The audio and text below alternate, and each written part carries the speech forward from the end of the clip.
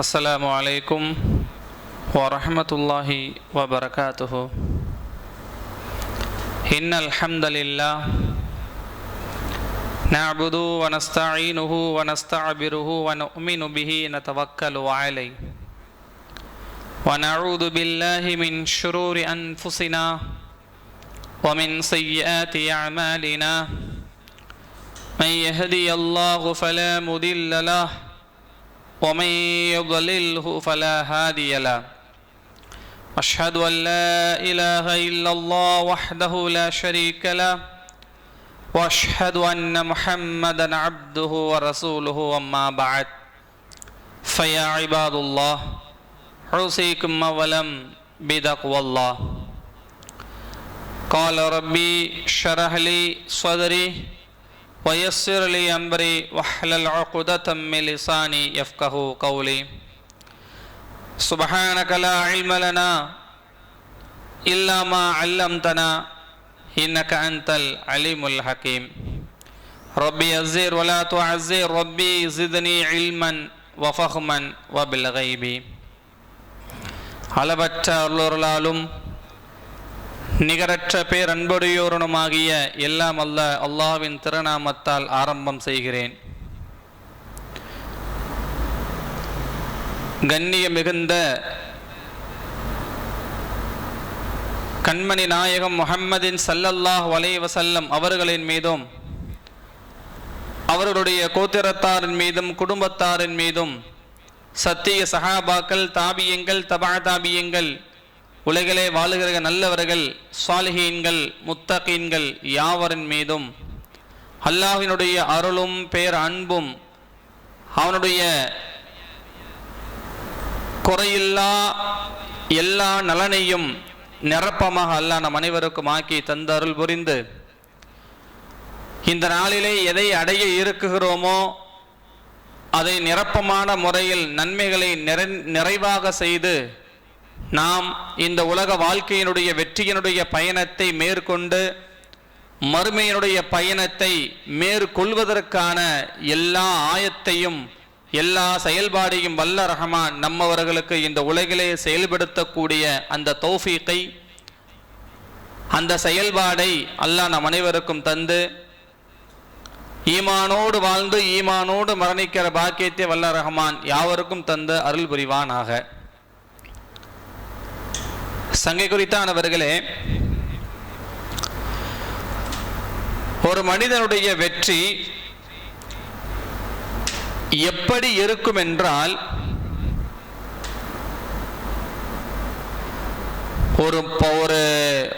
ஒரு காட்டினுடைய ஒரு விலங்கு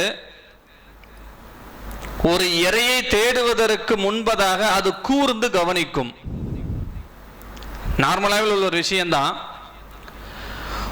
ஒரு புலியோ ஒரு சிங்கமோ எந்த ஒரு விலங்கினமா இருந்தாலும் சரி, தனக்கு இறை அதை வேண்டும், இறையை எனக்கு அதை தேட வேண்டும் என்று ஒரு புலி எண்ணினால் முதலில் அதை எடுத்து வைக்கக்கூடிய ஸ்டெப்பு பின்னோக்கி தான் இருக்கும். ஒரு மான ஒரு புலி பிடிப்பதாக இருந்தால் நின்ற இடத்துல ஸ்டெப்பாக அது பாய்வதில்லை, பின்னோக்கி பிறகு அது பாய்ந்தால் அந்த இறை அதற்கு எட்டும் என்று அதற்கு அது புரியும். அதுபோலதான் மனிதனுடைய வாழ்க்கை வெற்றி அடைய வேண்டும் என்றால், நாம் இந்த உலகத்திலே சீரான வாழ்க்கையை வாழ வேண்டும் என்றால், இந்த உலகத்தினுடைய வாழ்விதனை சமயமாக ஒரு நல்லிணக்கமாக ஒரு வாழ வேண்டும் என்றால் முதலில் நாம் கடைபிடிப்பது பின்னோக்கியான உள்ள வாழ்க்கையை. ஜெனரேட்டிக்காவே நம்முடைய வாழ்க்கை முன்னோக்கி செல்ல வேண்டும் என்றால் நம்முடைய வாழ்க்கை சரியான ஒரு பயணம், ஒரு பாதை, ஒரு பயணம் சரியாக அமைகிறதா, அமைய வேண்டும் என்று எண்ணினால் முதலில் நம்முடைய பின்னோக்கியான உள்ள வாழ்க்கையை நாம் கவனிக்க வேண்டும். பின்னோக்கின ஒரு வாழ்க்கையை நாம் கவனித்தால் மட்டுமே முன்னோக்கும் பயணம் சீராக மாறும். முன்னோக்கக்கூடிய பாதையை மட்டும் கவனித்திருந்தால், பின்னோக்கக்கூடிய வாழ்க்கையை நாம் கவனிக்காமல் விட்டுவிட்டால் முன்னோக்குகிற பாதை நாம் செல்வது சரியா தவறா, சிறந்ததா அல்லது வீணா போனதா என்கிற எல்லாம் ஒரு திட்டமிடாத ஒரு வாழ்க்கையாக மாறிவிடுமே என்றால் முன்னோக்குற ஒரு பாதை பள்ளத்தாக்கில் முடிந்து அழிந்து போய்விடும். இதுதான் இன்னைக்கு உலகத்தினுடைய வாழ்க்கை, இதுதான் இன்னைக்கு நிலைப்பாடாக இருக்கிற ஒரு நிலைமை. ஆனா நல்லா ஆக வேண்டும் என்று மனதோடு இருக்கிறான், நான் திருந்தணும், நல்லபடியா வாழணும், நல்ல அமல்களை செய்யணும் என்று எண்ணுகிறான். ஆனால் அதை அவனால் கடைபிடிக்க முடியவில்லை. ஏன்? நான் நல்லபடியா வாழணும், தவறுகள் செய்வது கூடாது, தப்பு செய்யக்கூடாது, பாவம் செய்யக்கூடாது என்று எண்ணுகிறான். ஆனால் அந்த எண்ணத்தோடு அவனால் பயணிக்க முடியவில்லை. காரணம் என்ன? ஏன்னா பின்னோக்கி உண்டான வாழ்க்கையை அவன் கவனிக்கல.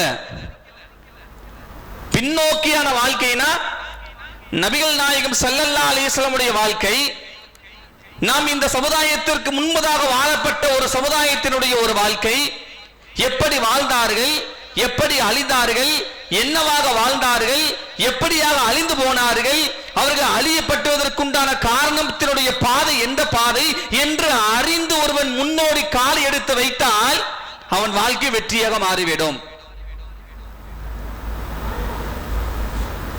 கொஸ்டினை எழுதிட்டு ஆன்சர் எழுதினா தான் அது கரெக்டா இருக்கும். மேக்ஸை பொறுத்தவரை கொஸ்டினை எழுதிட்டு அதுக்கப்புறம் என்ன செய்யணும்? விடையை கண்டுபிடிக்கணும். விடையை போட்டுட்டு கொஸ்டின் எழுதியாச்சு அப்படின்னா அது ரிமார்க் ஆயிடுறதுல. அது போலதான் மனிதனுடைய வாழ்க்கை. இன்னைக்கு வாழ்க்கையினுடைய பயணம் எதுவாக இருக்கும் என்றால், சீரான வாழ்க்கை வாழ வேண்டும் என்று ஒருவன் ஆசை கொண்டால் அவன் செய்கிற முதல் விஷயம் பின்னோக்கியான பயணத்தை அவன் மேற்கொள்ள வேண்டும். பயணத்தை, அதாவது பயணித்த அந்த பயணியாளிகளை அவன் கண்டுகொள்ள வேண்டும். அன்பிற்குரியவர்களே, ரசூலுல்லாஹி ஸல்லல்லாஹு அலைஹி வஸல்லம் காலத்தில் நடைபெறப்பட்ட பல சம்பவங்கள் இன்னைக்கு நமக்கு கண்கள் கண்ணீர் வருகிறது. இன்னைக்கு நம்முடைய கண்கள் கண்ணீர் வரும். ஏன் தெரியுமா? ஏன்னா அவருடைய ஈமான் அந்தமாக இருந்தது. அவருடைய ஈமான் அப்படி ஒரு துடிப்பேற்றாக இருந்தது. எந்த அளவுக்கு என்றால், உன் ஈமானை விட்டுவிடவில்லை என்றால் உன்னுடைய கயிறு, உன்னுடைய கருவறை ஏற்கப்படுகிறாய், உன் கரு வந்து போய் விடுகிறது, உன் கழுத்தில் தூக்கு கயிறு இறுக்கி உன் சங்குகள் சிலைக்கு போய்விடும் என்று சொல்லியும் கூட நான் இறந்தாலும் ஈமானை இழக்க மாட்டேன் என்று ஈமானை இழந்து நான் இந்த உலகத்தில் வாழ்வது அவசியம் இல்லை என்ற வாழ்க்கையை நாம் கண்டுகொள்ள வேண்டும். அப்படியான வாழ்க்கை எப்படி என்னவாக இருந்தது? ஒரே ஒரு கான்செப்ட் தான், இத்தகுல்லாஹ இத்தபிஉ மில்லத இப்ராஹீம இத்தபிஉ ரசூலுல்லாஹி ஸல்லல்லாஹு அலைஹி வஸல்லம் அவர்கள் நபியை பின்பற்றினாங்க. அல்லாஹ்வுடைய வார்த்தைக்கு சொல்லுக்கு கட்டுப்பட்டு வாழ்ந்தார்கள். அல்லாஹ் ஒருவன் என்று நம்பினார்கள். இந்த நம்பிக்கை, இந்த தக்குவா, இந்த பயம், இந்த இறை அச்சம் தான் கழுத்தில் கருவேற்றினாலும் என் நாவு ஒருபோது புரளாறு என்று சொன்ன வாழ்க்கை தான் அந்த வாழ்க்கை. இன்னைக்கு 10,000 ரூபாய் கையில கொடுத்து நீ மதம் மாறியான்னு கேட்டா, 10,000 இல்ல 1,00,000 ரூபாய் கொடுத்து மதம் மாறியான்னு கேட்டா இன்னைக்கு ஈஸியா போகக்கூடிய ஒரு நிலைமை இன்னைக்கு. ஏன்னா சுச்சுவேஷன் அப்படி, சுச்சுவேஷனுடைய வாழ்க்கை. ஏன்னா அவனுக்கு தெரியல, பணத்துக்காக நம்ம மாறிக்கலாம், இது பண்ணிக்கலாம். ஏன்னா அவருடைய வாழ்க்கை இன்னைக்கு அப்படியான ஒரு தொலைநோக்கு பார்வையாக இல்லை. ஏன்னா இன்னைக்கு எல்லாமே, இன்னைக்கு அவனுடைய வாழ்க்கை எல்லாமே இன்பம், துன்பத்தை அனுபவிக்கவில்லை. இன்பம், உலகத்தில் இன்பமாகவே நான் வாழ வேண்டும், உலகத்தில் சுகத்தை மட்டுமே அனுபவிக்க வேண்டும் என்ற எண்ணத்தோடு அவன் வாழ்கிற வாழ்க்கை தான். அவனுடைய தொலைநோக்கு பார்வை எப்படி இருக்கு அப்படின்னா, ஏபிஜே அப்துல் கலாம் சொன்ன மாதிரி, இரவிலே நீங்கள் கனவு காணுங்கள். எதை? இரவில் நீங்கள் கனவு காணுங்கள். எதை பற்றி? சிக்கி தவிக்கும் இந்தியாவை நீங்கள் கனவு காணுங்கள் என்று சொல்லி போக, இன்னைக்கு அவன் சிக்கல்ல போய் விழக்கூடிய சந்தியாவை நினைக்கக்கூடிய நிலைமையா இன்னைக்கு உலகத்துல வாழ்கிறான். ஏன்னா இன்னைக்கு அப்படிதான். எனவே அன்பிற்குரிய சொல்லுகிற வரக்கூடிய செய்தி என்னவென்றால், ரசூலுல்லாஹி ஸல்லல்லாஹு அலைஹி வஸல்லம் வாழ்க்கையில் நிறைவேறப்பட்ட பல சம்பவங்கள், பல விஷயங்கள் நமக்கு எடுத்துக்காட்டு, பல எடுத்துக்காட்டு. உமர் இப்னு கத்தாப், அப்துல்லா இப்னு உமர் கத்தாப் ரலியல்லாஹு தஆலா, அப்துல்லா இப்னு உமர் கத்தாப் ரலியல்லாஹு தஆலா அவர்கள் ஆட்சி செய்யக்கூடிய அந்த ஆட்சியினுடைய அந்த தக்வாவை பாருங்க. மலை ஓரம், பில் ஜபல், மலைகளுடைய அடிவாரம், மலை ஓரமாக சென்று கொண்டு இருக்கிறார்கள். ஹஜ்ரத் உமர் கத்தாப், அப்துல்லா இப்னு உமர் அவர்கள் அப்படியே அந்த மலையினுடைய ஓரமாக சென்று கொண்டு இருக்கிறார்கள். அங்க அந்த ஆடு மேய்க்கக்கூடிய அந்த ஆடு மேய்ப்பாளர் வந்து அங்க இருக்கிறார். ஆடு மேய்க்கக்கூடிய ஆடு மேய்ப்பாளர். இப்ப அந்த ஆடு மேய்ப்பாளர்கிட்ட இவங்க கேட்கிறாங்க, உன்னுடைய ஓனருக்கு தெரியாம ஒரு ஆட்டை மட்டும் எனக்கு பிடிச்சி என்கிட்ட கொடுத்துரு, அந்த ஆட்டை எனக்கு கொடுத்துரு. உன் ஓனரு கேட்டாருன்னா அது ஓனை கவ்விட்டு போயிடுச்சு நீ சொல்லிடு அப்படின்னு அந்த அப்துல்லா இப்னு உமர் அந்த ஆடு மேய்க்கக்கூடிய அந்த மேய்ப்பாளர்கிட்ட இப்படி ஒரு வார்த்தை கேட்கிறாங்க. அதாவது எனக்கு ஆட்டை கொடுத்துட்டு உன் ஓனர்கிட்ட ஓனை கவ்விட்டு போயிடுச்சு சொல்லிடு அப்படின்ட்டு. அதுக்கு அவர் சொன்னப்பட்ட வார்த்தை என்ன தெரியுமா? சரிங்க, நீங்க சொன்ன மாதிரி உங்கள்கிட்ட ஆடை நான் கொடுத்துருவேன், ஓனர்கிட்டையும் நான் சொல்லிடுவேன், ஆனா அல்லாஹ் நம்மளை பார்க்கறானே, அப்ப அந்த அல்லாஹ்ட என்ன சொல்லணும் சொல்லுங்க, நீங்களே சொல்லுங்க. அல்லாஹ் நம்மளை பார்க்கிறான்.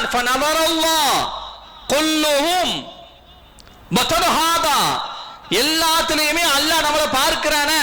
அப்ப அவன் இந்த கேள்வி கேட்டால் உலகிலேயோ மறு உலகிலேயோ இந்த ஆட்டிற்கு கேள்வி கேட்டால் இந்த கேள்விக்கு நான் என்னால் என்ன பதில் சொல்ல முடியும்? நீங்க சொல்லுங்க.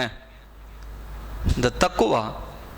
ஆனா நினைச்சிருந்தா செய்ய ஒரு தவறு நடத்திருக்க முடியும், அந்த இடத்துல செஞ்சிருந்து அழகா ஒரு வழி பண்ணி கொடுத்திருக்கலாம்.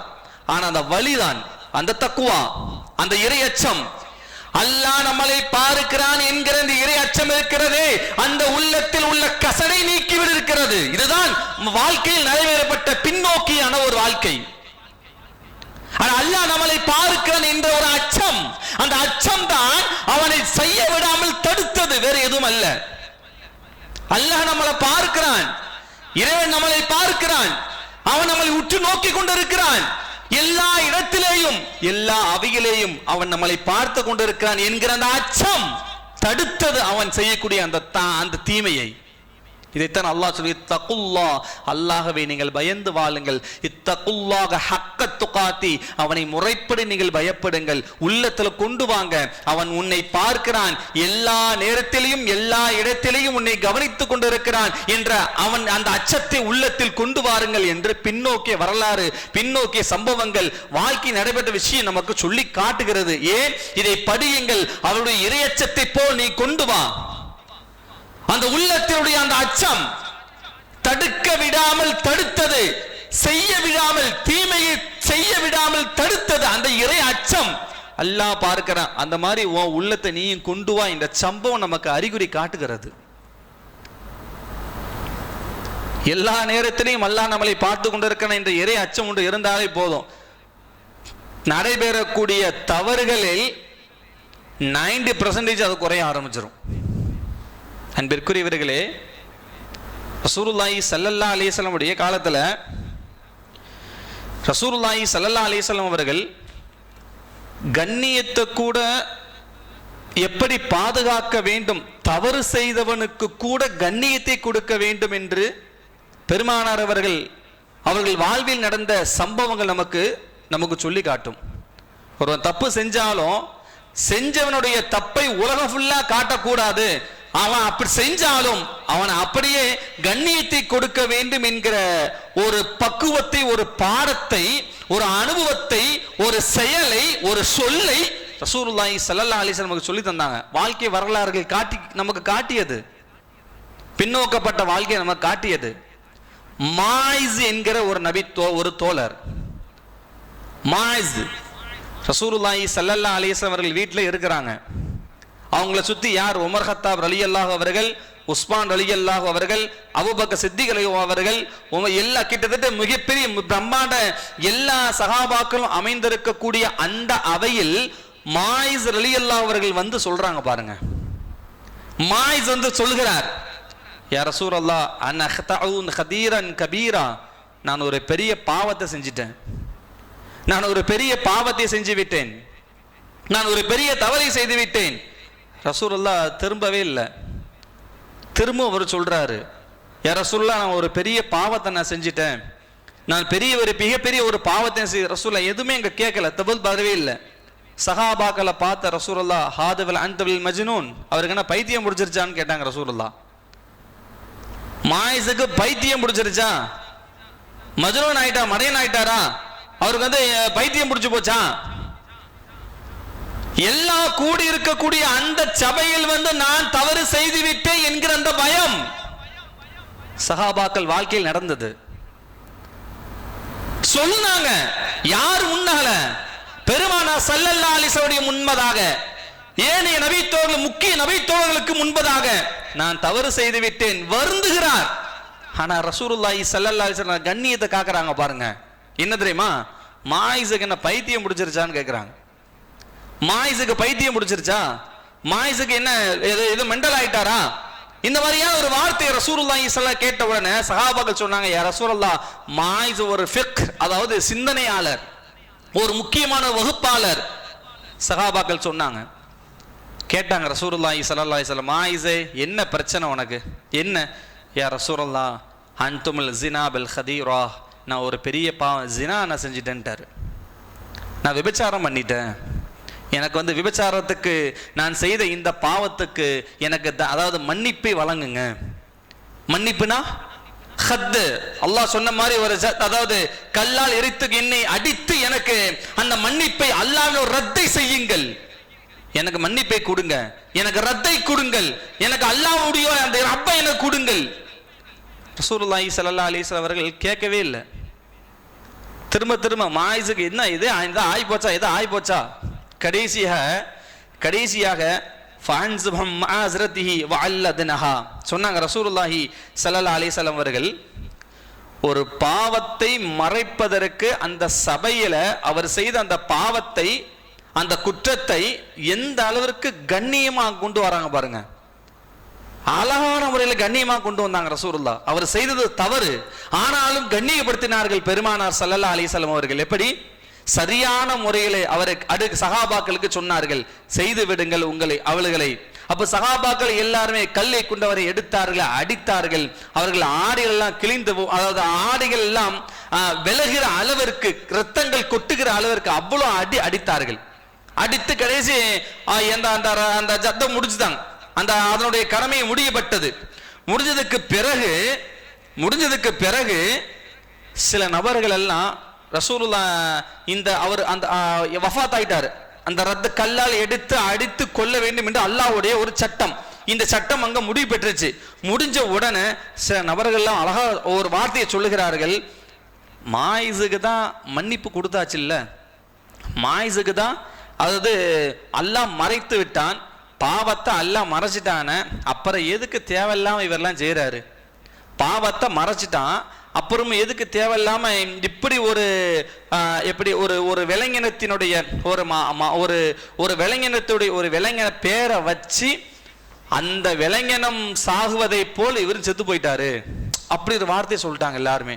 அதாவது ஒரு விதமான ஒரு வார்த்தையை வச்சு விலங்கினம் போல இப்படி செத்து போயிட்டாரு, இறந்து வஃபாத் ஆயிட்டாரு அப்படின்ட்டு ரசூலுல்லாஹ் இதை கவனிச்சிட்டாங்க. அதாவது கேட்டாங்க, அந்த வார்த்தையெல்லாம் ரசூலுல்லாஹ் கேட்டாங்க. கேட்டுட்டு கொஞ்சம் நேரம் காணதுக்கப்புறம் எல்லாம் பறந்து போய்கிட்டு இருக்கும்போது ஒரு செத்த கழுதையை பார்த்து பெருமானார் ஸல்லல்லாஹு அலைஹி வஸல்லம் அவர்கள், மாயிஸை பற்றி பேசிய நபர்கள் இங்க வாங்கன்னு சொன்னாங்க ரசூலுல்லாஹ். மாயிஸை பத்தி பேசின ஆளுங்க வாங்க அப்படின்ட்டு அந்த 2 பேரும் முன்னால வந்தாங்க. இதை சாப்பிடுங்கன்னு சொன்னாங்க ரசூலுல்லாஹ்.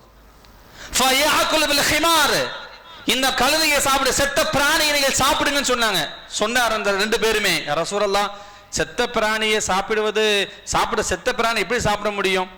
ஒரு செத்த ஒரு மாமிசத்தை எப்படி நம்ம சாப்பிட முடியும்?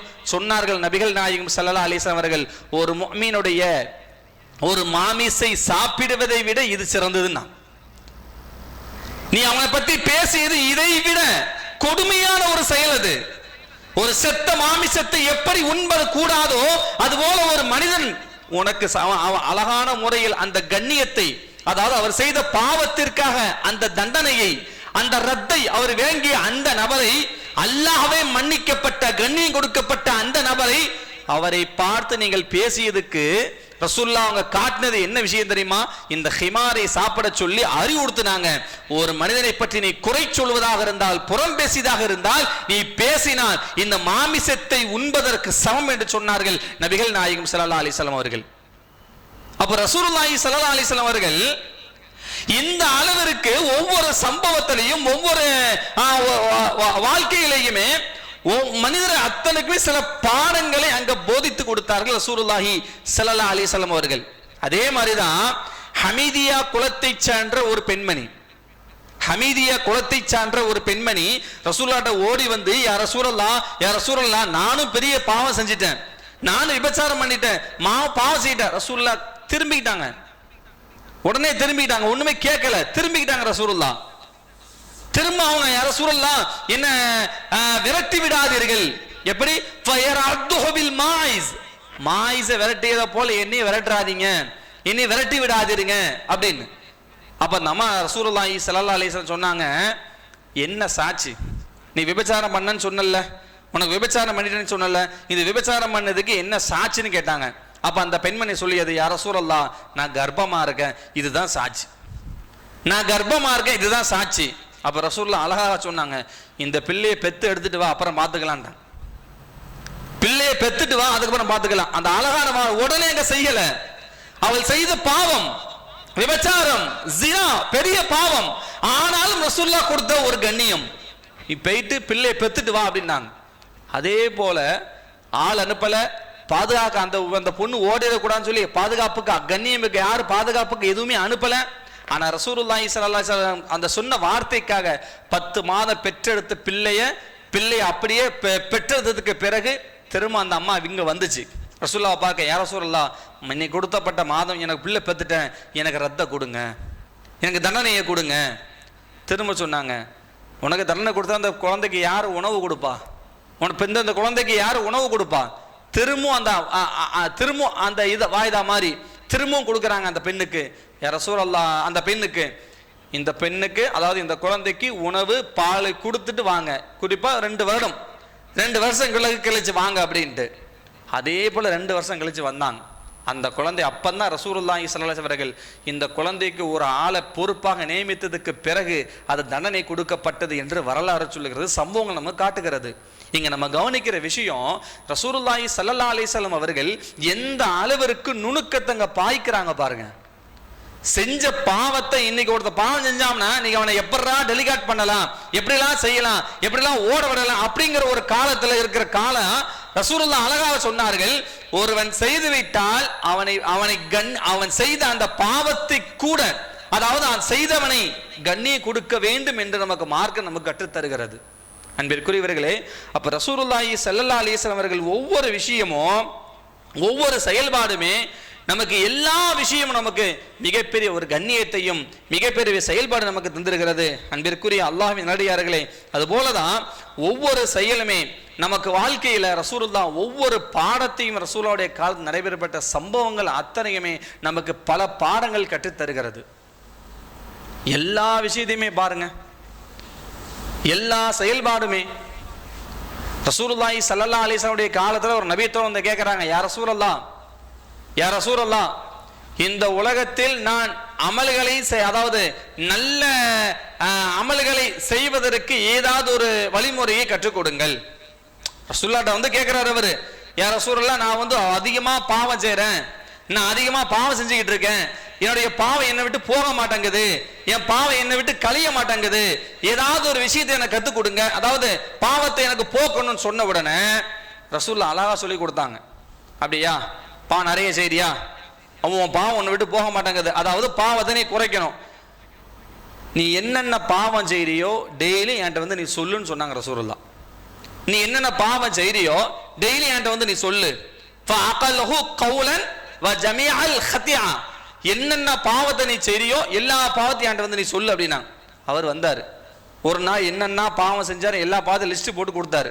2ஆம் நாள் கொடுத்தாரு, 3ஆம் நாள் கொடுத்தாரு. கடைசி அவருக்குள்ள ஒரு வெக்கம். எப்படி சொன்னாங்க, நடாது ரசூலுல்லாஹ்வும் சொன்னாங்க, நாமளும் போய் எல்லா பாவத்தையும் செஞ்சு போய் சொல்றமே செய்யறமே, எப்படி வெக்கமா இருக்க அப்படின்ட்டு மறுநாள் கொஞ்சம் கொஞ்சமா பாவமா கழிஞ்சு கொஞ்சம் கொஞ்சமா கழிஞ்சு கடைசி விட்டு போட்டு எந்த பாவமே இல்லாம ஒரு நாள் ரசூலுல்லாஹ் நின்றாங்க. யா ரசூலுல்லாஹ், இப்ப நான் எந்த பாவமே செய்யல. கேட்டாங்க ரசூலுல்லாஹ், உன் பாவத்தை தடுத்தது எது? வெக்கம். இலகா சொல்றாங்க ஒரே வார்த்தை, வெக்கம். நீ என்கிட்ட வந்து நீ சொல்றது என்கிட்ட நீ வெக்கப்படுற இல்லையா, இந்த வெக்கம் உன் பாவத்தை தடுத்ததா இல்லையா? இந்த வெக்கமான ஒரு விஷயத்தை, ஒரு செயலை நீ மறந்து விட்டால், நீ மறந்தால், நீ வெக்கத்தை நீ விட்டு விட்டால் இலகுவாக நாம் செய்து விடலாம், இலகுவாக நாம் பாதுகாக்கி விடலாம்.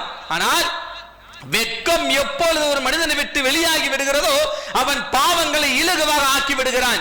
எப்போ ஒரு மனிதன் வெட்கத்தை தற்காத்துக் கொள்கிறானோ அவன் பாவம் செய்யாத மனிதனாக மாறி விடுகிறான் என்று நபிகள் நாயகம் ஸல்லல்லாஹு அலைஹி சொல்கிறார்கள். வெட்கம் ஒரு மனிதனுக்கு இருந்தால் பாவம் அவனை அணுகாது என்கிறார்கள் ரசூலுல்லாஹி ஸல்லல்லாஹு அலைஹி வஸல்லம் அவர்கள். இலகுவான விஷயம்தான். எனவே அன்பிற்குரிய அல்லாஹ்வின் நல்லடியார்களே, எனவே இப்படியான ஒவ்வொரு சம்பவங்களும், ஒவ்வொரு சரித்திரமும், ஒவ்வொரு ரசூலுல்லாஹ்வுடைய வாழ்க்கையில் நடைபெறப்பட்ட ஒவ்வொரு செயல்பாடும் நம்முடைய வாழ்க்கையை புரட்டி போடும். நம்முடைய செயல்பாடு அத்தனையுமே அதை புரட்டி போடுகிறது. எனவே தான் சொல்கிறார்கள் ரசூலுல்லாஹி ஸல்லல்லாஹு அலைஹி வஸல்லம் அவர்கள், நீங்கள் முதலில் முன்னோக்குவதற்கு முன்பதாக பின்னோக்கி பாருங்கள். எப்படி ஒரு மான் வேட்டையாடுவதற்கு முன்பதாக பின்னோக்குகிறதோ உன் வாழ்க்கையினை பயணத்தை முன்னோக்குவதற்கு பதிலாக பின்னோக்கி பார் என்று சொல்கிறார்கள் ரசூலுல்லாஹி ஸல்லல்லாஹு அலைஹி வஸல்லம் அவர்கள். எனவே அன்பிற்குரிய அல்லாஹ்வின் நல்லடியார்களே, எனவே நம்ம ஒவ்வொரு சம்பவங்களும், ஒவ்வொரு சஹாபாக்களுடைய ஒவ்வொரு சம்பவங்களும் நமக்கு ஒரு படிப்பினையை, சம்பவங்கள் ரசூலுல்லாஹ்வுடைய காலத்தில் நிறைவேற்றப்பட்ட இந்த 3 சம்பவங்களும் நமக்கு ஒரு படிப்பினை என்பதை நாம் மறந்துவிடக்கூடாது. அல்லாஹ் ரப்பல் ஆலமீன் இந்த உலகத்திலே நாம் எதை எண்ணுகிறோமோ வாழ்கிறோமோ அதை நிரப்பமாக ஆக்கி தருவதற்கு வல்ல ரஹ்மான் எனக்கும் உங்களுக்கும் ஆக்கி அருள் புரிவானாக. அல்லாஹ் நம் இந்த உலகத்தில் வாழ்கிற ஒவ்வொரு நாளும் ஈமானோடு வாழ்கிற பாக்கியத்தை வல்ல ரஹ்மான் எல்லா நபர்களுக்கும் தந்து அருள் புரிவானாக. வாஹிரு தாவானா அனில் ஹம்துலில்லாஹி ரப்பில் ஆலமீன். அஸ்ஸலாமு அலைக்கும் வரஹ்மத்துல்லாஹி வபரகாத்துஹு.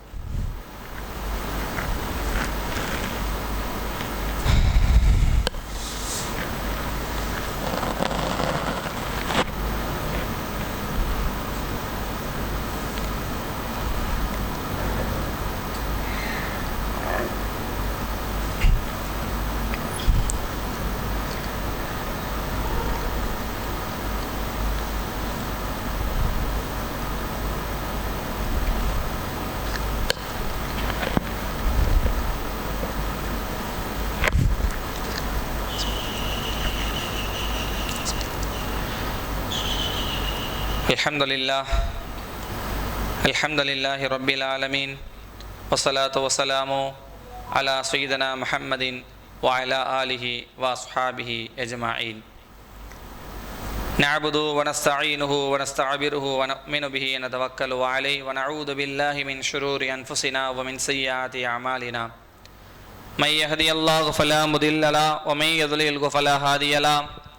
وأشهد أن لا إله إلا الله وحده لا شريك له وأشهد أن محمدا عبده ورسوله أما بعد.